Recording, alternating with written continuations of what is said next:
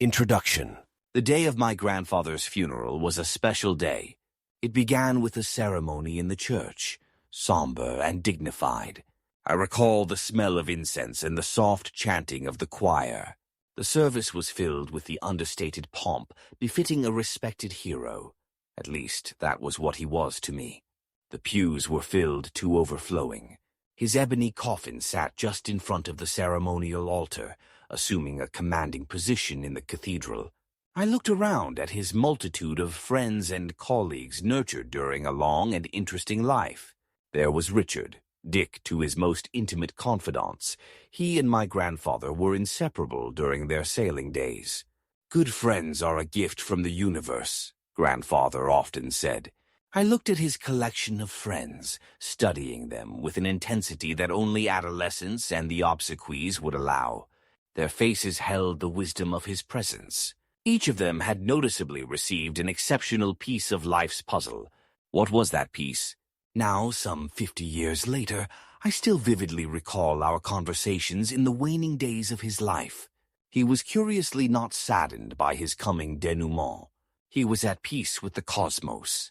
He quoted a passage from the Bible, "I have fought a good fight. I have finished the race. I have kept the faith." He didn't necessarily mean that in a religious sense. He meant faith in people, the collective ethos of society, its zeitgeist. To grandfather, we were not just a herd of over 8 billion grazing sheep. We were 8 billion unique beings with individual hopes and dreams and aspirations. He constantly remarked that if people could uncover the pieces to the mystery of life, they would discover their mission and find individual fulfillment. Suddenly, my thoughts were pulled back to the present. We proceeded to the graveside. It somehow felt magical, a day of transition.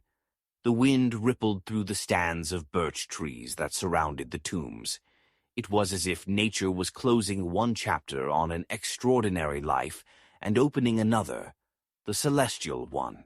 As the casket was slowly lowered into the green-shrouded grave and the requisite dirt and roses were thrown on its cover, I reminded myself that he was a mortal man, rife with his own life errors.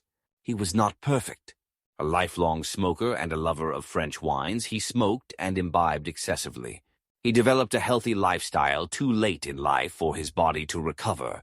In all of this, I respected his realization that a person, as long as he was alive, could always improve, could always get better. He strived to die empty, as Todd Henry claims in his book. Grandfather was my idea of a real man, one who was not perfect, but who accepted his gift of life and tried to develop and improve it to the very end of his mortal existence. In all of this, he was a messenger of joy.